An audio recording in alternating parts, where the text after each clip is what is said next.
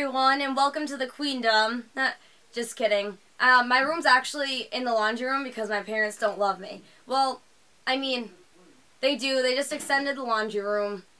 Long story short. And they thought it was going to be a big enough room, and it's cold, and it sucks, and basically I'm Cinderella. So, everyone say what up to Aiden. Aiden, say hello. What up? And he's my little guest star, and you better go to bed, my friend. So, say bye-bye. Have a good day. So, one thing I've been wanting to talk to all of you about is health, because a lot of you have always asked me about my health issues, like my celiac disease and my hormones. So, I want to take the time to quickly talk to you a little bit about my perspective on everything, and hopefully maybe give any of you some insight if someone that's watching this is going through any of this. So, I just wanted to start off by saying that I personally believe that health is the most important thing to have in life. I don't care if you have money, fame, power, whatever. If you don't have your health, you don't have anything. I'm a firm believer in that. And if you guys have seen my video, Girl with No Hormones, you probably heard me say that I am lactose intolerant, I have celiac disease, I have ADD and ADHD, my glands for clarity, my brain don't function properly, I have allergies, I'm allergic to cats, trees, dogs, feathers, dust, and pollen, and I also have no hormones because my hormone levels are like non-existent. So, the first thing I just want to tell you guys is that I have always been lactose intolerant and I have always had my allergies. So, I don't really know anything different. So it's not anything that I really have to worry about. I mean, I wish I could have ice cream, but it is what it is. But the other major thing affecting me, because I also have always had ADD and ADHD, like just now, because I tried to jump to the next thing and I forgot. But the next major thing that has affected me is my celiac disease. And I think that it started, obviously I've had it my whole life, but it never came out until about 4 years ago. But I wasn't diagnosed until 2 years, like 2.5 years ago. It's crazy, but I think that when I was younger, it started coming out a little, because when I was around 10 years old, I remember I would eat bagels and I'd instantly get headaches and I'd be really tired. And I'd say to my mom, oh, like, this is happening to me, whatever, after I eat the bagels. And so we went to the allergist, and they were like, she's like, oh, there's nothing wrong, like, you're definitely not allergic to bagels, and we're just like, okay, whatever, like, we didn't know any better, and I just kind of ignored it. And then about 4 years ago, I was going through a very rough time in my life. I had a lot of family issues going on at home. There's a lot to deal with. And I was being bullied at school, and I was being bullied severely, like to the point where I was afraid to even go in, and my mom would actually make me stay home sometimes because it was that bad. I'm not going to get into details about that, but regardless, I was so stressed during that time period that I began to eat things, and after I ate, I'd suddenly get this weird, like, bloated feeling. My stomach would be all distended, and I get really bad heartburn. But at the time, I just kind of ignored it. I'm like, oh, whatever, it'll pass. Not thinking. So, and it did eventually pass. And then I met my ex-boyfriend, and I got into a relationship with him. And it was a very unhealthy relationship. And again, I'm not going to go into details. I don't feel comfortable talking about this specific stuff that went on in my life yet. I might one day, but right now I'm not ready to talk about it. So that being such an unhealthy relationship caused my stress to go through the roof again. And once again, I began feeling like distended after I ate something. My stomach did, really bad heartburn all the time. And it kind of like died down a little bit, and I was like, okay, whatever, it's gone. And this horrible thing happened, and thank God it ended that horrible relationship. And I literally the next day after this thing happened, I woke up and just like that, I had never been so sick in my entire life. My body was rejecting everything because it just could not take it anymore. And eventually I got so sick to the point where I'd eat something and then I'd be stuck in the fetal position because I literally couldn't even move because I was in so much pain. And then, ironically, I work at the restaurant in Rhode Island with the biggest gluten-free menu in the state. And I was actually talking to one of my coworkers while this was all going on, and I told him what was going on or whatever. And he said to me, you know, you might want to get tested for celiac disease because the same exact thing happened to my wife, and then she found out, and now she feels like a million times better. And I was like, oh, I actually thought that I might have that because my aunt has that, but I never really looked into it. So that night, I ordered a gluten-free pizza, and I ate it, and for the first time in probably 4 to 6 months, I didn't get sick after I ate something. And I was like, oh my God, this is what it's like for normal people. You can eat something and not get sick. I didn't even know that could happen anymore.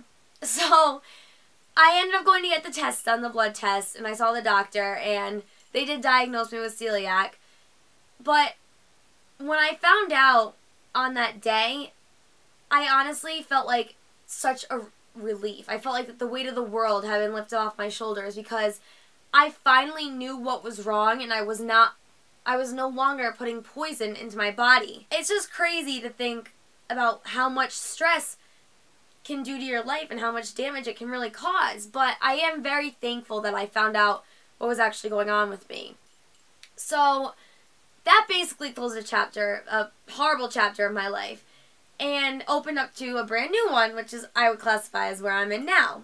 Because after that happened and I found that out and I became officially gluten-free, I guess you could say, I ended up meeting my closest friends who are actually friends with Nick now.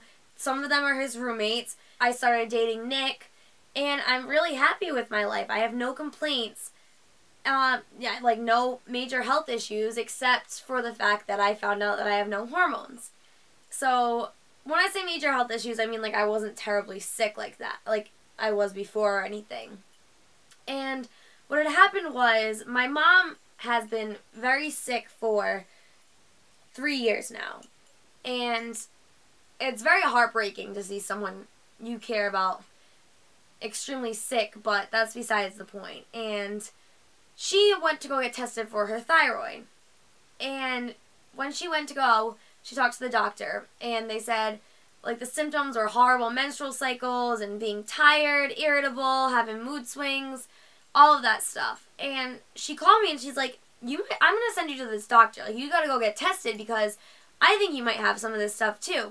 Not to give you guys TMI, but my freshman year of school, so I was 14 years old, I was getting my period. They were lasting for a week, and I was getting my period every other week. Obviously, that's not normal. So I went on birth control. I had to go on like 3 or 4 different birth controls before finding one that actually kind of helped a little bit. I mean, it didn't make it normal, but it made my periods tolerable, which is the one I'm on now. I get my period like every 3 months or whatever.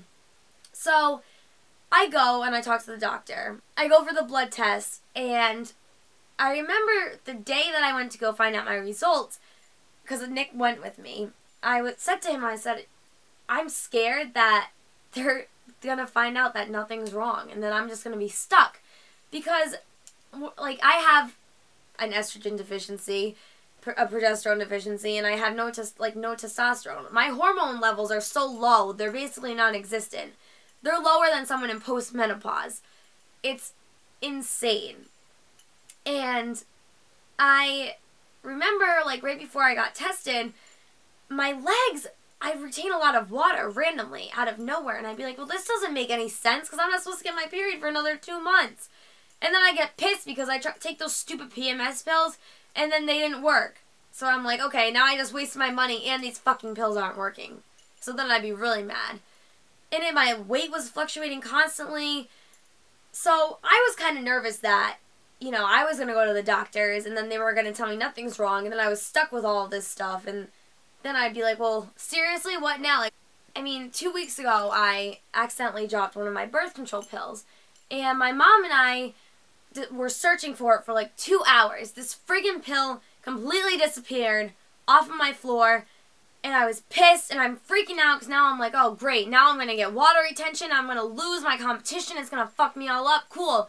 So I was pissed. So we called the pharmacy or whatever, and they said to just take the pill for the next day, and it should be fine. Well, it's not fine because I'm retaining water like crazy. I retain water like it's nobody's business, especially around like my thighs, my hips, my butt, all that fun stuff.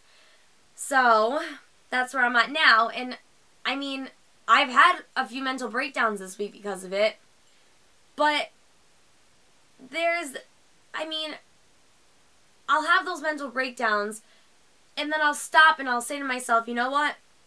You know what's wrong. Everything will get under control. It will be fixed. It's not going to be this way forever. Things will work out. Your body will adjust over time to things. You know, it can't always be bad. And I think that's important for us to remember because, unfortunately, I feel like society doesn't really value health that much. I mean, we do value it, but I don't really think there's a lot of emphasis on how important it really is. Because I used to always take my health for granted, not knowingly.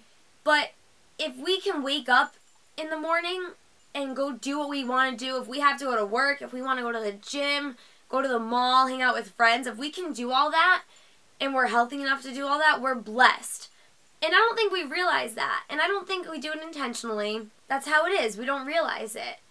So, you know, finding out all of this stuff, I mean, my body's clearly not perfect. It does not function normally at all. But that's just something that I'm going to have to deal with. And I can still get up in the morning, and I can still go do what I have to do. It might be harder for me to get through things. Like, I might have more difficulty than someone else with prep because of my issues, but I will get through them. And I think that's the most important thing to remember.